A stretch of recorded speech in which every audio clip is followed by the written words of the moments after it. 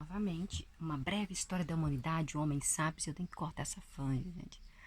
Já tá aqui, ó. Tem que cortar, ó. Eu vou cortar ela depois. Nós estamos aqui na página 319, um bolo que cresce. Então, viera a revolução científica e a ideia de progresso. A ideia de progresso se baseia na noção de que, se admitirmos nossa ignorância, investirmos recursos em pesquisa, as coisas podem melhorar. A ideia logo foi traduzida em termos econômicos. Quem acredita no progresso acredita que descobertas geográficas, invenções tecnológicas e avanços organizacionais podem aumentar a soma total da produção, do comércio e da riqueza humana. Novas rotas de comércio no Atlântico puderam florescer sem arruinar as velhas rotas no Oceano Índico. Novos produtos puderam ser produzidos sem reduzir a produção dos velhos. Por exemplo, alguém podia abrir uma nova padaria especializada em bolos de chocolate e croissants sem fazer com que as padarias especializadas em pães fossem à falência. Todo mundo simplesmente desenvolveria novos gostos e comeria mais. Eu posso ser rico sem que você fique pobre. Eu posso ser obeso sem que você morra de fome. O bolo do mundo inteiro pode crescer. Nos últimos 500 anos, a ideia de progresso convenceu as pessoas a confiar cada vez mais no futuro. Essa confiança gerou crédito, e o crédito trouxe crescimento econômico real. E o crescimento fortaleceu a confiança no futuro, fortaleceu e abriu caminho para ainda mais crédito.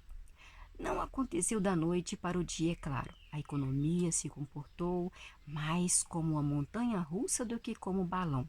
Mas logo, no longo prazo, com obstáculos nivelados, a direção geral era inequivocada. Hoje, há tanto crédito no mundo que governos, corporações e indivíduos facilmente obtêm empréstimos grandes de longo prazo e a juros baixos que excedem muitíssimo a receita atual. A crença no crescimento do bolo global acabou por se tornar revolucionária. Em 1776, a economia escocesa de Adam Smith publicou A Riqueza das Nações, provavelmente o manifesto econômico mais importante de todos os tempos. No 8º capítulo de seu primeiro volume, Smith apresentou o seguinte argumento original: quando um proprietário de terras, um tecelão ou um sapateiro tem mais lucro do que precisa para manter a própria família, eles usam o excedente para empregar mais assistentes, a fim de aumentar o seu lucro. Quanto mais lucro eles tiverem, mais assistentes poderão empregar. Daí decorre que um aumento no lucro dos empreendedores privados é a base para o aumento da riqueza e prosperidade coletivas. Isso talvez não soe tão original, porque todos vivemos em um mundo capitalista, no qual o argumento de Smith é tido como algo natural. Ouvimos várias variações sobre esse tema todos os dias nos noticiários, mas a afirmação de Smith de que o desejo humano egoísta de aumentar o lucro privado é a base para a riqueza coletiva e é uma das ideias mais revolucionárias na história humana. Revolucionária não só de uma perspectiva econômica, como também de uma perspectiva moral e política. O que Smith afirma é, na verdade, que a ganância é algo bom e que não ficar mais rico, eu beneficio a todos. Não, e que se eu ficar mais rica, eu vou beneficiar a todos. E não só a mim mesmo. Egoísmo e altruísmo. Egoísmo e altruísmo. Smith ensinou as pessoas a pensar em economia como uma situação em que todos ganham, em que meus lucros são também seus lucros. Nós só ambos podemos desfrutar de uma fatia maior de bolo ao mesmo tempo. Como o aumento de sua fatia depende do aumento da minha fatia. Se sou pobre, você também será pobre, porque eu não posso comprar seus produtos ou serviços. Se sou rico, você também enriquecerá, já que agora pode me vender alguma coisa. Smith negou a contradição tradicional entre riqueza e moralidade e escancarou os portões do céu para os ricos. Ser rico significava ser moral. Na história de Smith, as pessoas ficam ricas não saqueando os vizinhos, e sim aumentando o tamanho do bolo. E quando o bolo cresce, todos se beneficiam daquele bolo que cresceu. Os ricos são, portanto, as pessoas mais úteis e benévolas da sociedade, porque impulsiona o crescimento e benefício de todos. Tudo isso depende, entretanto, de os ricos usarem seus lucros para abrirem as suas novas fábricas e contratarem novos empregados, em vez de desperdiçá-los em atividades não produtivas. Smith, portanto, repetiu como mantra a máxima de que quando os lucros aumentam, o proprietário de terras ou tecelão empregam mais assistentes. E não quando os lucros aumentam, Scrooge guarda seu dinheiro em um cofre e só o tira de lá para contar as moedas. Uma parte crucial da economia capitalista moderna foi o surgimento de uma nova ética, segundo a qual os lucros tinham de ser reinvestidos na produção. Isto, mais uma vez, é investir na produção, o que gera mais lucro, et cetera and infinitum. Os investimentos podem ser feitos de muitas maneiras, aumentando a fábrica, realizando pesquisas científicas, desenvolvendo novos produtos, mas de alguma forma todos esses investimentos devem aumentar a produção e se traduzir em lucros maiores. No novo credo capitalista, o primeiro e mais sagrado mandamento é: os lucros da produção devem ser reinvestidos no aumento da produção. E é por isso que o capitalismo é chamado de capitalismo. O capitalismo distingue o capital da mera riqueza. O capital consiste de dinheiro, bens e recursos que são investidos na produção. A riqueza, por outro lado, é enterrada debaixo do solo ou desperdiçada em atividades improdutivas. Um faraó que destina recursos a uma pirâmide improdutiva não é um capitalista. Um pirata que rouba uma frota de tesouro espanhola e enterra um cofre cheio de moedas brilhantes na praia de alguma ilha caribenha não é um capitalista. Mas um operário dirigente que reinveste parte de sua renda na bolsa de valores, sim. A ideia de que os lucros da produção devem ser reinvestidos no aumento da produção parece trivial, não parece? Mas foi uma ideia estranha e a maioria dos povos ao longo da história, em poucas épocas pré-modernas, as pessoas acreditavam que o nível da produção fosse mais ou menos constante. Então, por que reinvestir seus lucros se a produção não crescerá muito? Não importa o que você faça. Desse modo, os nobres da Europa medieval adotaram uma ética de generosidade e consumo ostensivo.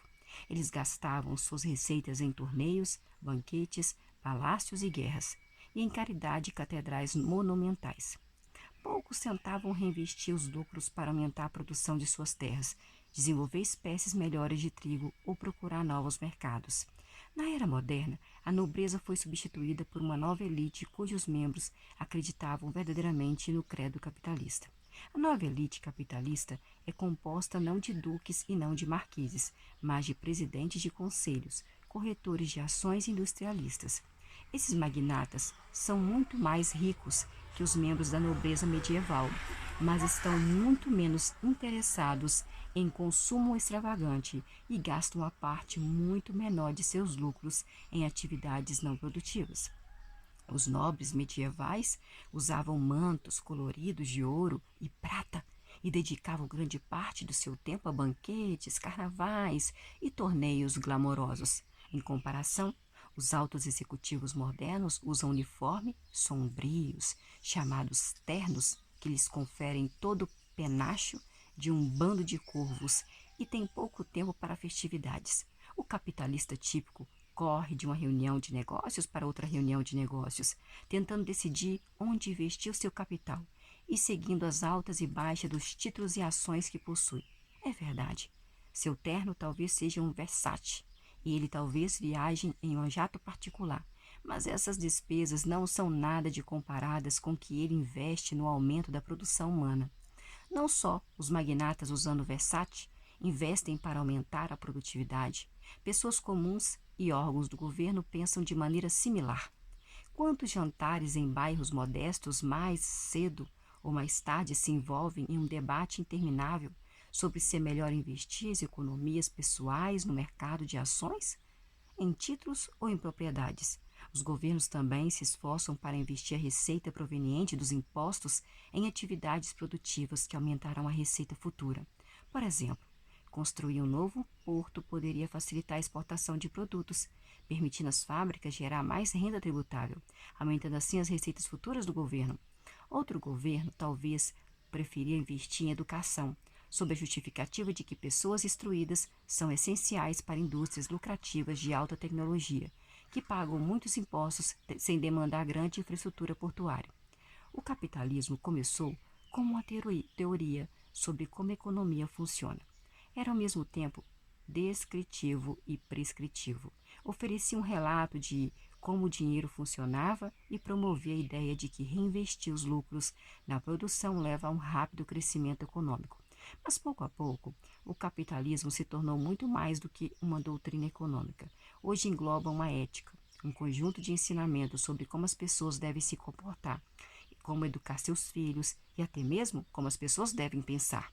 Sua doutrina fundamental é que o crescimento econômico é o bem supremo, ou pelo menos uma via para o bem supremo, porque a justiça, a liberdade e até mesmo a felicidade dependem do crescimento econômico. Pergunte a um capitalista como trazer justiça e liberdade política para um lugar como Zimbábue ou como um lugar como o Afeganistão. E você provavelmente ouvirá uma palestra sobre como a afluência econômica e uma classe média próspera são essenciais para instituições democráticas estáveis e sobre a consequente necessidade de inculcar nos aldeões do Afeganistão os valores de livre iniciativa, da prosperidade e da autossuficiência. Essa nova religião também teve uma influência decisiva no desenvolvimento da ciência moderna.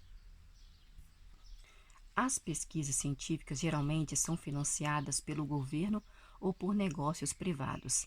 Quando os governos e os negócios capitalistas consideram investir em determinado projeto científico, a primeira questão costuma ser: esse projeto nos ajudará a aumentar a produção e os lucros? Será que produzirá crescimento econômico? Um projeto que não for capaz de lidar com essas questões tem pouca chance de encontrar um patrocinador.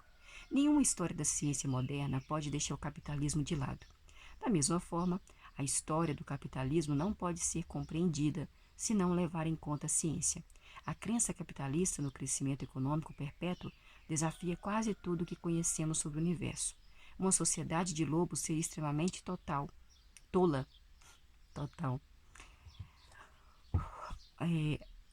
Da mesma forma, a história do capitalismo não pode ser compreendida se não levar em conta a ciência.